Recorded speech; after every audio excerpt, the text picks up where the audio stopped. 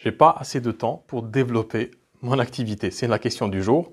Comment se dégager finalement plus de temps pour développer son cabinet, son activité en bien-être, en médecine douce. Que tu sois hypnothérapeute, sophrologue, etc. Il te faut bien entendu dégager du temps. C'est une question qui se pose très très souvent quand on a une activité à côté, quand on a un métier à côté, un métier dit alimentaire, quoique j'aime pas trop cette appellation, parce que j'en ai parlé d'ailleurs dans une vidéo.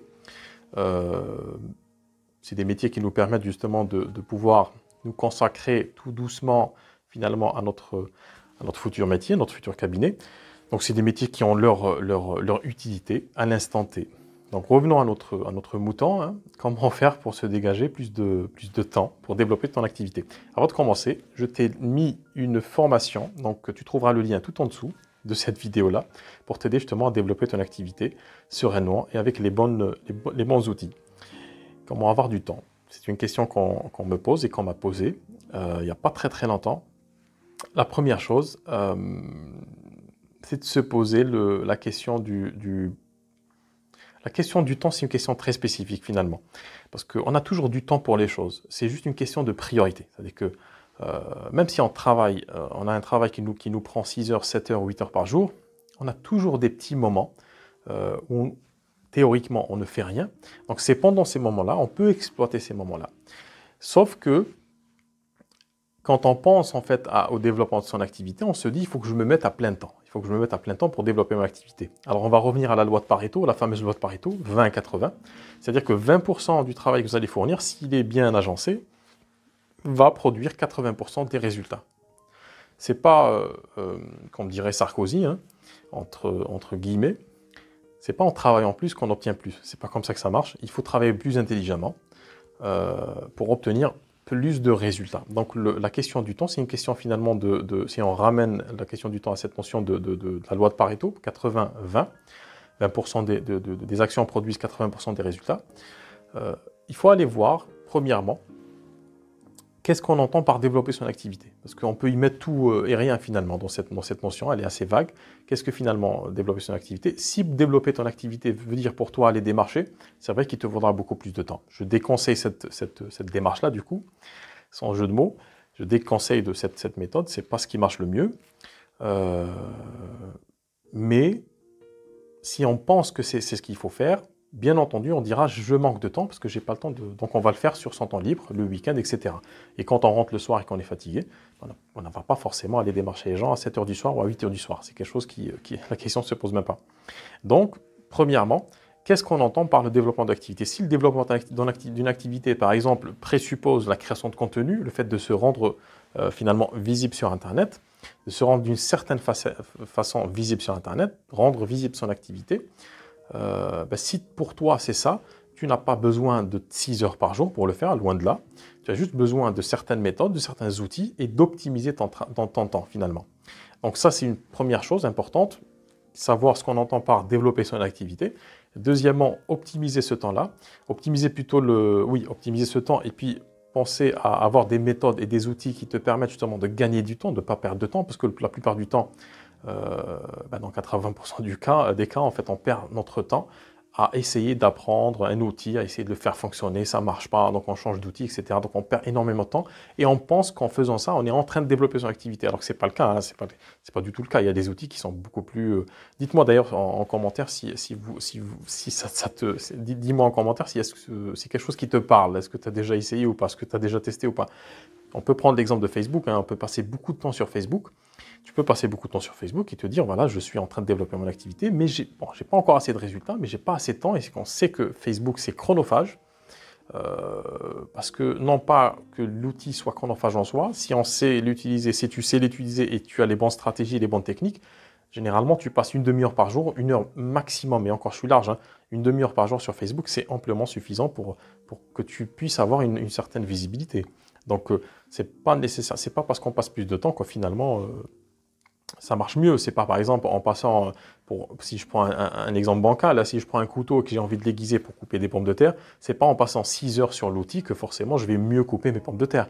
J'aurais besoin peut-être que d'une minute, même pas de quelques secondes pour l'aiguiser. Le reste, c'est comment. Ce qui m'intéresse, c'est comment en fait utiliser ce couteau-là pour faire ma recette. Et le plus important, c'est Donc si je reste sur cette métaphore-là, ce n'est même pas le couteau, parce que je peux utiliser un autre ustensile. Hein. Ce qui m'intéresse, ni le couteau, ni l'ustensile, ni la patate en elle-même finalement, c'est la recette. C'est ce que va produire cette recette-là en moi, ou si j'ai des invités. Donc moi, ce qui m'importe finalement quand je vais aiguiser mon couteau, c'est la recette, c'est l'effet wow quand je vais poser mon plat. C'est ça qui va m'intéresser le plus. C'est une analogie par rapport aux outils qu'on peut utiliser. Donc c'est très important du coup d'optimiser son temps, ses outils, de choisir les bons outils. De s'organiser aussi efficacement, de ne pas trop s'étaler, ça ne sert à rien de s'étaler, il faut bien s'organiser, être focus aussi, avoir un objectif clair, et puis de travailler sur un seul objectif sur la durée, de ne pas s'éparpiller, parce que quand on s'éparpille, on perd énormément de temps aussi, on dilue en fait son action, et finalement les 80% d'actions vont nous produire 20% de résultats, si on reste sur la logique de Pareto. Donc le plus important pour moi, c'est quand on parle de gestion de temps, quand on a moins de temps, qu'on pense qu'on n'a pas de temps, c'est déjà de définir ses priorités, ses objectifs, se dire qu'est-ce que j'ai envie de faire concrètement. Quand je parle de développement d'activité, par quel canal je vais passer? Est-ce que c'est sur un réseau social? Est-ce que je dois démarcher des prescripteurs? Est-ce que je dois organiser des ateliers? Et pour chaque objectif, je vais donc consacrer un certain temps. Je vais me donner une deadline, une limite de temps, et puis je vais avancer vers cet objectif-là. Je ne fais rien d'autre, je ne fais que ça. Et du coup, je prends mon objectif, je le coupe en petits bouts, c'est beaucoup mieux pour la digestion, pour le digérer, et puis je vais travailler sur ces étapes-là. Donc si je n'arrive pas à en fait avancer sur une étape, je vais aller chercher de l'aide quelque part, je ne vais pas perdre de temps, je ne vais pas abandonner ou je ne vais pas passer trop de temps dessus. Si j'ai pas d'informations, moi-même, je vais aller récupérer cette information, soit en me faisant accompagner, soit en demandant à quelqu'un, soit en allant chercher sur Internet, etc. Et je ne vais pas m'étaler sur tous les outils qui existent. Je vais en prendre un, si je vois que ça marche pour moi, je vais m'y tenir. Plus tard, si j'arrive à mon objectif, je peux me permettre de changer d'outil. L'idée, c'est de se recentrer sur ses priorités, d'avoir un plan de travail, un plan de travail sur une certaine durée, avec une deadline, et puis de travailler tous les jours.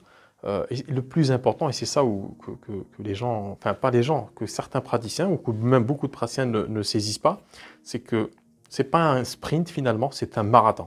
C'est quelque chose qui se construit dans la durée. Il faut une certaine méthodologie, une certaine constance aussi dans l'action, dans ce qu'on fait. Et c'est cette action répétée, même si elle est petite, même si chaque jour on prend une demi-heure, mais vous imaginez 30 demi-heures par mois, ben ça fait 15 jours, ça fait 15 heures. Ça fait 15 heures de travail sur une tâche donnée, ce qui est non négligeable.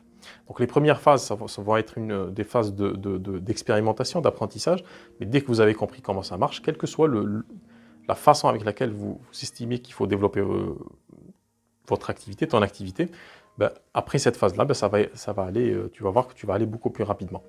Donc voilà ce que je voulais te dire aujourd'hui sur le fait de se dégager plus de temps pour développer ton activité. Je t'ai préparé d'ailleurs à ce sujet-là une formation que tu trouveras dans les commentaires, plutôt dans la description de cette vidéo-là, en dessous de cette vidéo.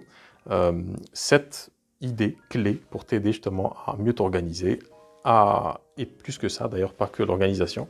Comment définir ce que c'est qu'un cabinet, comment gérer comment le percevoir, comment communiquer, quels sont les mots qu'il faut utiliser pour parler à son audience, etc., etc. Donc plein de bons conseils que je t'ai préparés. La vidéo est tout en dessous, elle dure 1h15 il me semble. C'est gratuit, il suffit de cliquer en bas et puis tu accèdes tout de suite à la vidéo. Si tu es sur YouTube, n'oublie pas de laisser un pouce bleu et de t'abonner à la chaîne. Et si tu as des questions, ça se passe en commentaire. Je te dis à bientôt dans une prochaine vidéo.